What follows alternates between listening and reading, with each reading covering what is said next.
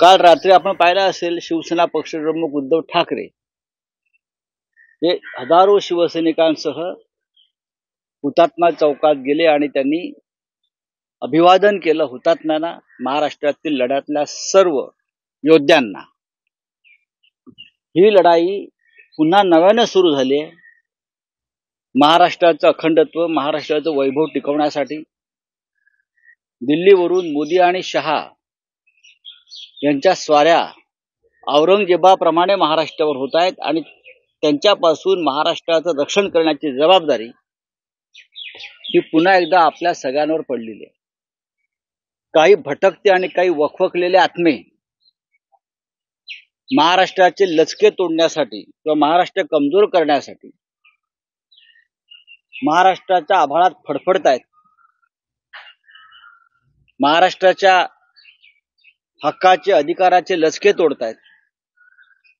महाराष्ट्र लुटला जातोय, महाराष्ट्राच्या जनतेला कमजोर केलं जात आहे, नामर्द करण्याची योजना आहे लढवय्या महाराष्ट्राला।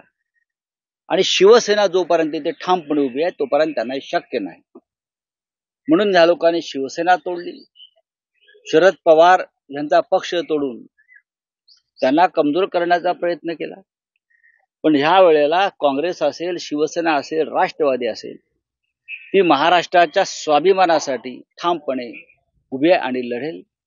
आजच्या महाराष्ट्र दिनी महाराष्ट्राची 11.5 कोटी जनता या परिस्थितीचा विचार करत आहे गांभीर्यानं। हे आम्हाला साधारण आम्ही जेव्हा राज्यात फिरतोय तेव्हा दिसतंय।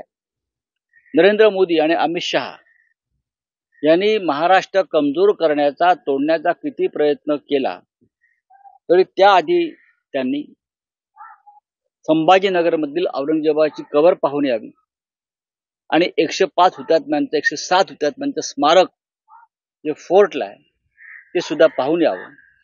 महाराष्ट्रावर चाल करून येणाऱ्यांची काय अवस्था होते त्याची 2 ही प्रतीक आहेत। तुम्ही म्हणताय की दिल्लीत चाव्या आहेत महाराष्ट्राच्या, त्यामुळे मशाल पेटवावी लागेल। सध्याच्या महाराष्ट्राच्या, यापूर्वी नव्हतं। महाराष्ट्र हा दिल्ली पुढे कधी झुकला नाही हा इतिहास आहे। आणि हा इतिहास छत्रपती शिवाजी महाराजांपासून चिंतामणराव देशमुख असतील, बाळासाहेब ठाकरे असतील, बरं का, यशवंतराव चव्हाण, माननीय शरद पवार आणि आता उद्धव ठाकरे साहेब, महाराष्ट्र झुकला नाही, महाराष्ट्र लढत राहिला आपल्या स्वाभिमानासाठी। पण सध्याच्या राज्यकर्त्यांनी महाराष्ट्राच्या चाव्या दिल्लीच्या चरणी ठेवलेल्या आहेत। त्याला थैलीचं राजकारण म्हणतात। मुंबईतल्या लुटीचा माल दिल्लीच्या चरणी व्हायचा आणि महाराष्ट्रात सत्ता भोगायची, हे सध्याच्या राज्यकर्त्यांचं धोरण आहे। मग भारतीय जनता पक्षाला तर महाराष्ट्राची कधीच घेणं देणं नव्हतं। महाराष्ट्राच्या कोणत्याही स्वाभिमानाच्या लढ्यात, भारतीय जनता पक्षाने पुढाकार घेतला असेल तर ते त्यांनी दाखवावं। न स्वातंत्र्याच्या लढ्यात देशाच्या, न महाराष्ट्राच्या लढ्यात हे लोक कधीच कुठे नव्हते। त्याच्यामुळे त्यांना महाराष्ट्राविषयी स्वाभिमान, प्रेम असण्याचं कारण नाही। तर महाराष्ट्र दिन है आज, उसके साथ आज महाराष्ट्र दिन भी है। आज के दिन ही पंडित जवाहरलाल नेहरू ने महाराष्ट्र राज्य की घोषणा की थी। इस महाराष्ट्र राज्य के लिए 5 साल तक संघर्ष करना पड़ा यहाँ के लोगों को।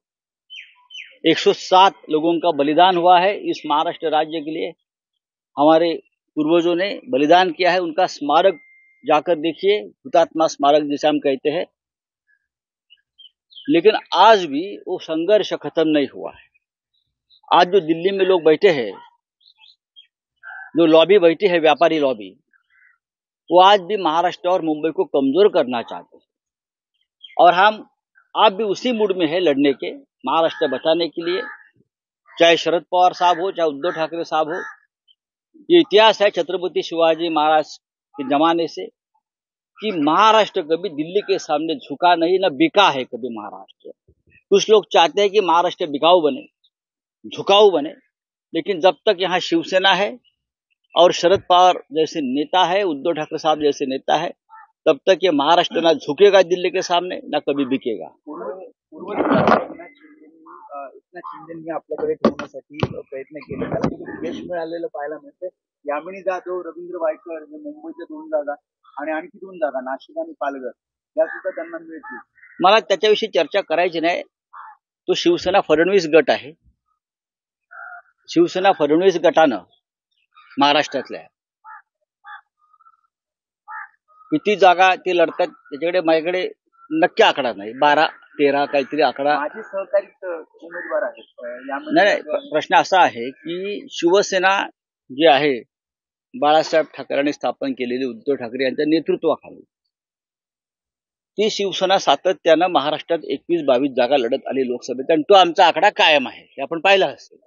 3 पक्षांच्या जागा वाटपात सुद्धा अत्यंत सन्मानानं जागा वाटप झालं. त्यात आम्ही 21 जागा लढत आहोत. 22वी जागा जी होती उत्तर मुंबईची ती शेवटच्या क्षणी आम्ही काँग्रेसला लढण्यासाठी दिली. आता आम्ही 22 जागांवरती आमचा आकडा कायम होता. आता हा जो शिवसेना फडणवीस गट आहे, शिवसेना फडणवीस गट ते 12-13 जागा लढतात म्हणजे त्यांनी 7-8 जागा स्वतःच्या कमी करून घेतल्या. यालाच मी लोटांगण घालणं म्हणतो. तुम्ही तुमच्या जागा कायम ठेवू शकला नाहीत आणि अनेक ठिकाणी तुमचे उमेदवार भारतीय जनता पक्षाने ठरवले किंवा कापले. अनेक ठिकाणी ही काय स्वाभिमानाची गोष्ट नाही, ही एक लाचारीची. आणि आपण कोणाच्या चरणाशी बसून गुजरेगिरी करतोय त्याचे लक्षण आहे. आम्हाला त्यात पडायचं नाही. मग भारतीय जनता पक्ष असेल किंवा शिवसेना फडणवीस गट असेल किंवा राष्ट्रवादी फडणवीस गट असेल त्यांचं त्यांनी पाहावं. चुनाव है ना, चुनाव है. चुनाव में राष्ट्रपति को भेजा जाएगा. जब प्रभु श्री राम जी की प्राण प्रतिष्ठा हो रही थी वहां, तब राष्ट्रपति जी को नहीं बुलाया था. तब राष्ट्रपति जी को हमारे महामहिम